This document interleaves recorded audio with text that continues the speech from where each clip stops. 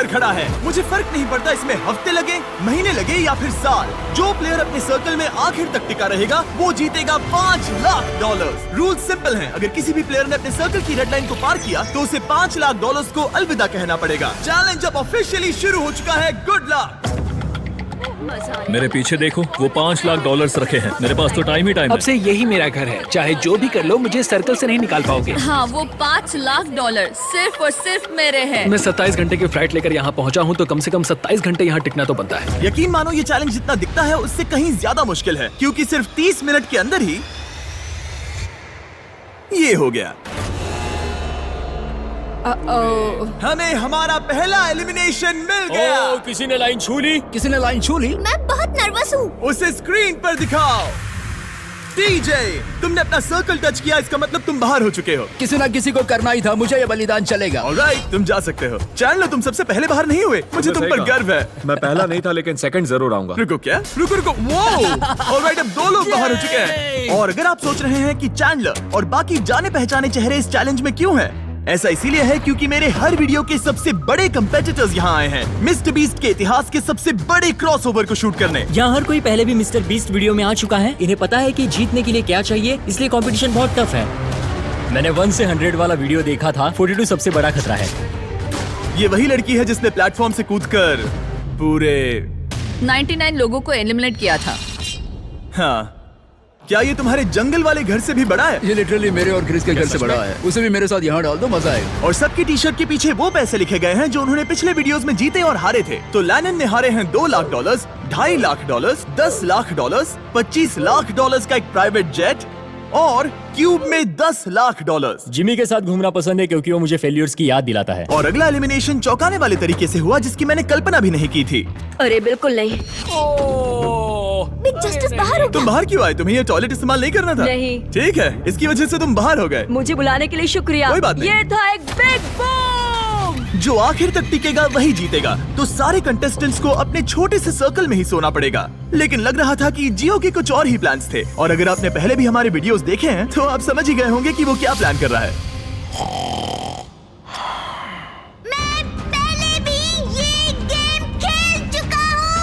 सबको सोने से रोकने की कोशिश करना सच में काम कर रहा था। मैं जा रहा हूँ। गुड लक दोस्तों, मैं थक गया और अब घर जा रहा हूँ। ये बूढ़ों का खेल नहीं है, जवान लोगों का खेल है। ये वाला मेरे बस से बाहर है। और सिर्फ वही लोग नहीं थे, क्योंकि जब सब सो रहे थे तब 7 लोगों ने गलती से रेड लाइन टच कर दी। और उनमें से एक और कोई नहीं बल्कि काल था।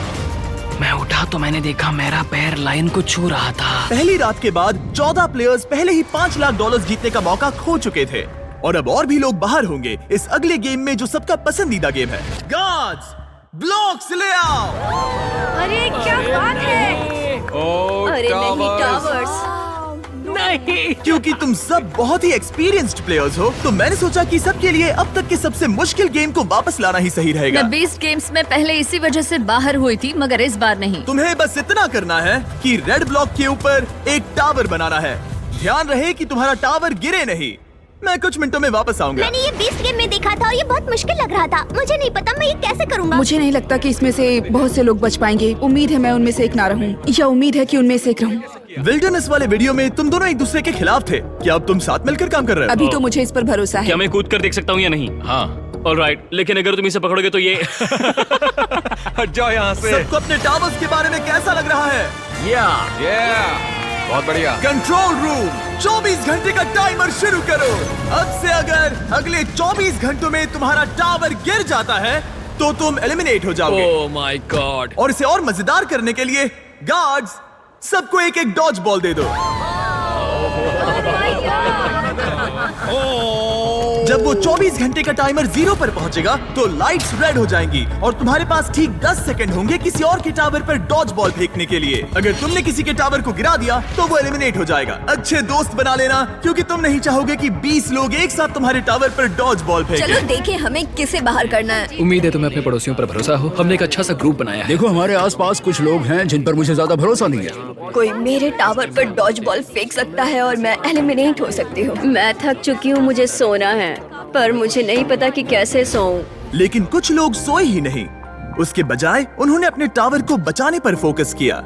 आज ऑफिशियली तीसरा दिन है और मुझे थोड़ा सा डर लग रहा है। ये इंड्योरेंस का गेम है तो मैं बस यहाँ इंतजार कर रही हूँ। क्योंकि ये एक एंड्योरेंस चैलेंज है, कुछ लोगों ने गलती से रेड लाइन छू ही ली और एक प्लेयर तो लिटरली एक किशमिश की वजह से एलिमिनेट हो गया। इसने ना सिर्फ लाइन को छुआ बल्कि सर्कल को प्यार से सहलाया भी। वो किशमिश तुम्हें $5 लाख का पड़ा।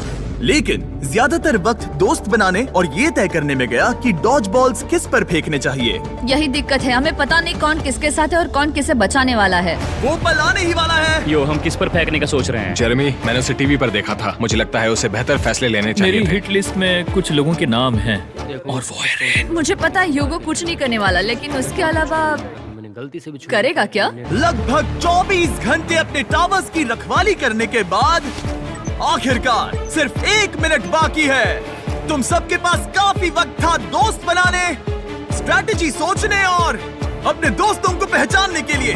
इसमें मजा आने वाला है। 3, 2, 1, गो!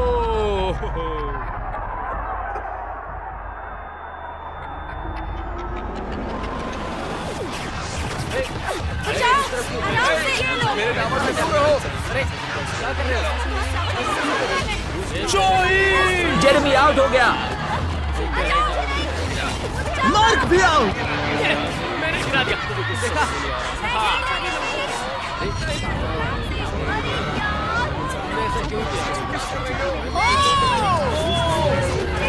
रेन और ह्यूगो भी गए।